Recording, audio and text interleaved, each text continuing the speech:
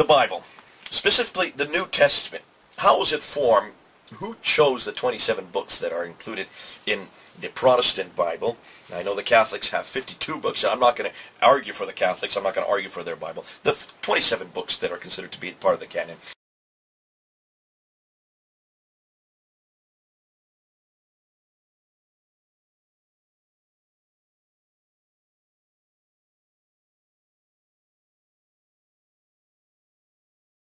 Now, these 27 books have always been accepted by the early church. Certainly we do know that because we can look at the early church fathers' writings and they all quote from these 27 books specifically, and also quote from auxiliary books that were authoritative but not canonical.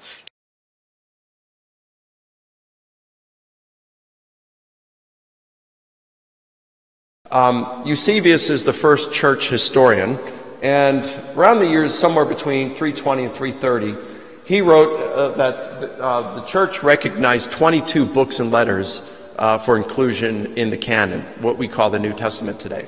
So the G4 stands for our four Gospels, and then you got Acts, 10 of Paul's letters, and you'll see how I divide these, 10 of Paul's letters and then 3 of Paul's letters. And the reason I put the 3 times here is because those 3, we will see, were questioned whether Paul wrote those in antiquity and whether they should be included in the New Testament. You have Hebrews. Well, we got some things. I think it's on the computer here that's doing it. So I'm guessing that says 1 Peter and 1 John and Revelation. And then you had Eusebius said that there were 5 that were doubtful. James, Jude, 2 Peter, 2 and 3 John. So these were, but these generally in his day were considered doubtful. So they weren't included in any kind of New Testament. Which is interesting here. You find in the Da Vinci Code, and some people who still repeat it today, that said at Constantine at the Council of Nicaea determined which books and letters to put into the New Testament and which to exclude. That wasn't even discussed at the Council of Nicaea. And we can see when Eusebius, who was present at the Council of Nicaea, there were only 22 of the 27 books and letters of the New Testament that were included in, we could say, Eusebius's canon. The Apocalypse of Peter, which denies that Jesus is dead. The Gospel of Thomas, which is a Gnostic, denies the resurrection, Gnostic writing. Both those are 2nd century. They are not written by any of the apostles. They were not accepted by the early church. They are written much, much too late to even belong to the canonical books. And so that's the reason why they were always rejected.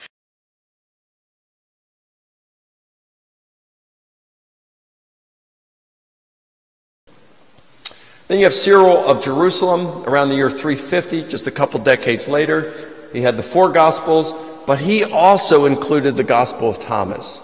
And he's the only one ever to have done that. He had Acts, he had all 13 of Paul's letters. He had all the 27 books and letters that we have today, with the exception of Revelation. He excluded that because he said John didn't write it, but he included the Gospel of Thomas. It's great to know that our canon goes right back to the 1st century.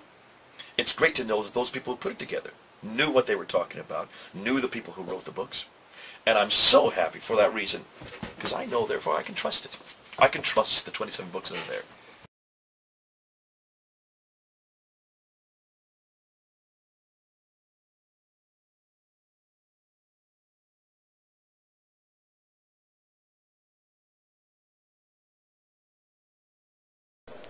Then you have the Carthage Synod of 397. They said, well, upon more thought, we think Revelation doesn't belong in there.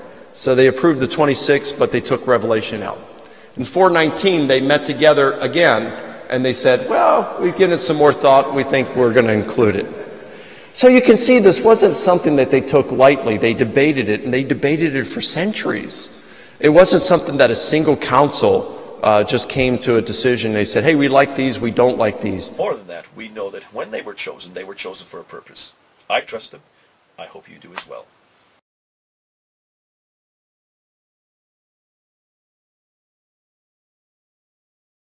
How did the New Testament become compiled into a single volume? And this is something, you know, there's differences of opinion on this. I remember what I learned back in grad school back in the 80s was I have a different opinion now than back then. It just seemed like it was a cut and dry thing the way I was taught back then. And now I have to admit it's a little muddier of a process. It's fuzzier than what I originally thought it was. And it's something that, to be honest with you, I'm not entirely comfortable with.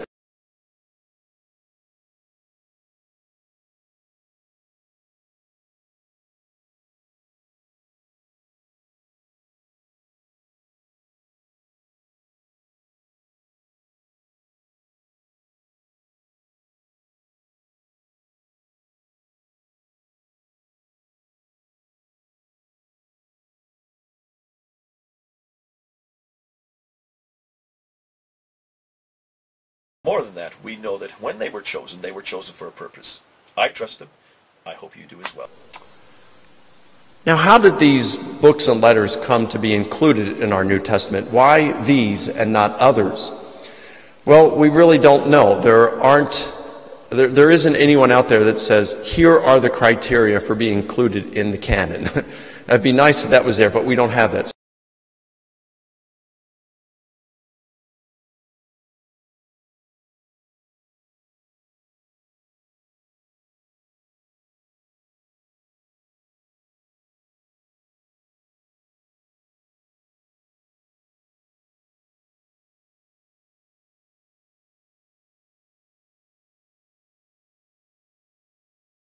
So these would be some of the criteria that we think they may have used.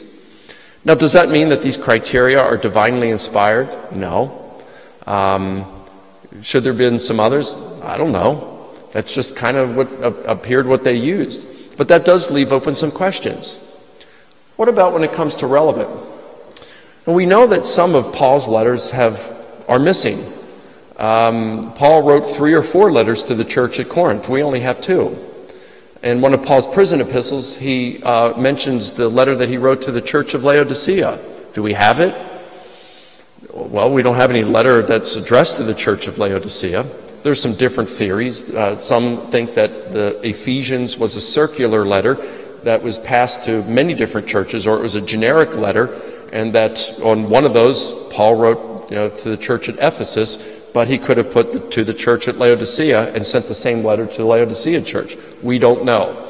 But we could be missing a letter to the church at Laodicea. We are certainly missing 1, if not 2 letters to the church at Corinth. So, let's say some archaeologists are digging around and they find an ancient manuscript in Greek, and it's Paul's letter to the church at Laodicea. And we check it grammatically, linguistically, and we determine, hey, this is definitely Pauline. Well, it doesn't have widespread, long-standing usage, so it wouldn't meet that criteria. But what if it had something relevant in it for today's church?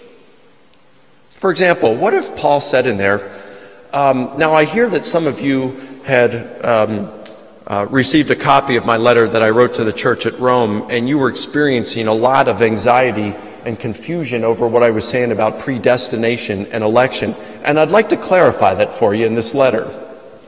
Are we saying that wouldn't be, of course that would be relevant to the church today. Are we saying that we should not consider that for inclusion in the New Testament canon?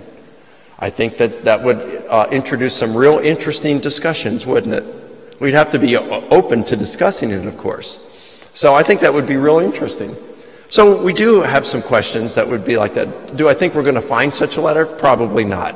But if we did, we'd have to have some discussions on that, wouldn't we?